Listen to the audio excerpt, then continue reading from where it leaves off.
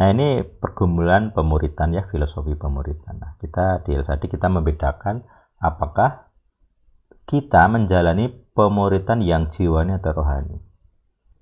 Salah satu, nah ini mulai masuk topik kita. Salah satu prinsip pemuritan yang jiwani adalah kita melayani Tuhan dengan kekuatan kita sendiri. Jadi kamu merasa pintar, kamu merasa sehat, kamu merasa sanggup gitu ya. Jadi ketika melayani Tuhan ada kebanggaan, wah saya memang sanggup melayani Tuhan. Nah nanti berkaitan dengan kuasa, ada salah satu ayat yang dipakai Paulus atau enggak hanya dipakai ya, dialami ya dia. Itu yang disebut duri dalam daging. Ada yang bilang itu roh, gangguan roh. Jadi Paulus dalam versi ini adalah dia demiten, diganggu oleh roh jahat gitu ya. Dikatakan menggocoh aku gitu ya. Roh ini menggocoh aku. Nah, menggocoh ini mengganggu atau gimana gitu. Itu istilahnya duri dalam daging. Ada yang menganggap itu penyakit. Tapi karena tulisan literalnya roh ya kita mempercayai saja bahwa Paulus itu demiten. Gitu. Jadi seorang yang punya jiwa keras, dia punya kebangelariah seperti Paulus, kolerik kalau salah satu bahasanya dulu ya di psikologi. Keras kepala, kolerik, galak, kaku gitu ya dengan bentuk-bentuk pemuritannya. Apalagi memang dia kan lulusan Farisi ya, rabbinika asli, dia lulusan seperti Yesus, dia lulus sekolah rabi dan kemungkinan dia kalangan yang garis keras. Makanya dia ketika Stefanus dibunuh dia setuju gitu ya. Memang kamu harus mati Stefanus itu. Nah, jadi saking punya jealousy kepada Tuhan, Tuhannya Israel, dia sanggup setuju dengan suatu pembunuhan. Nah akhirnya mungkin meniru Pinehas ya. Nah ini meniru Pinehas bentuknya dengan membunuh tanda petik orang yang tidak beriman atau berdosa. Tetapi cilakanya dalam kasus Paulus, bentuknya sama, esensinya beda. Pinehas dibela Tuhan. Amarah Tuhan mereda ketika Pinehas membunuh dua pasangan yang Midian itu ya, separuh Midian, yang perempuannya orang Midian. Dalam kasus Stefanus, dia salah. Salah Tuhan. Dia mengira membela Tuhannya Israel, yang senang dengan Pinehas gitu. Ternyata dia gagal, salah. Buta ternyata. Bentuknya sama, kok beda hasilnya. Tuhannya kok seperti dua kepribadian yang berbeda.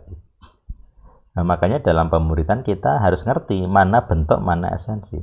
Sama-sama saat teduh di pagi hari. Ada yang karena kewajiban, ini bahasanya Ayub kemarin di Donoloyo. Ada yang karena kebutuhan. Kamu berdoa, beribadah itu karena diwajibkan oleh kakak rohanimu, diwajibkan oleh orang tua, diwajibkan oleh lingkungan. Kamu malu gitu ya. Ada beberapa pemuda saya pernah mengamati, melayani itu karena dipaksa. Kalau kamu nggak melayani di gereja, nggak ada uang jajan. Jadi kalau penghalang paksaan orang tua tidak ada, ya sudah lepas dia. Bodoh amat gitu ya.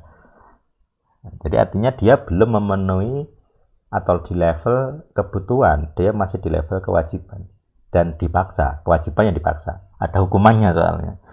Nah ini di LSAD, kalau saya bilang silahkan ikuti kurikulum ABC, dan seterusnya, itu orang menanggapi dengan minimal dua versi ini. Ada yang menanggapi kewajiban. Oh, Mas Yeti itu mewajibkan saya melakukan A. Pokoknya ikut grup LSAD harus ini, harus pelepasan, harus ini. Ngertinya begitu. Dianggap tanda petik seperti disiplin rohani.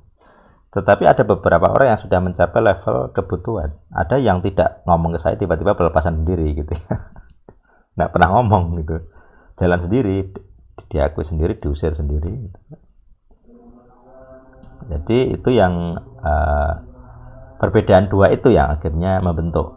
Kalau orang sudah mencapai level kebutuhan, saya nggak perlu ngontrol.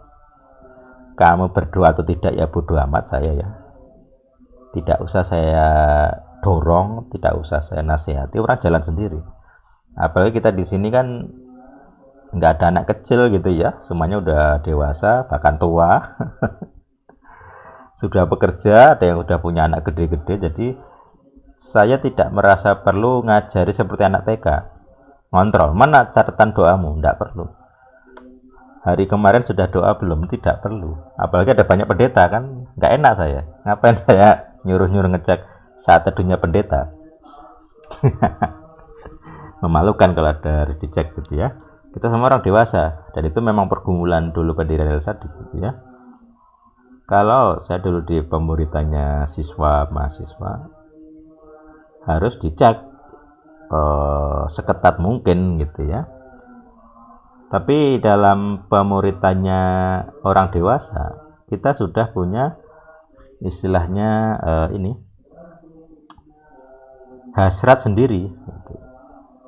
Kehendak bebas lah istilah saya ya. Jadi makanya di El Sadik saya selalu ngetes orang punya kehendak bebas enggak. Semua yang aktif itu kehendak bebas. Saya hanya bisa berharap kalian aktif gitu ya.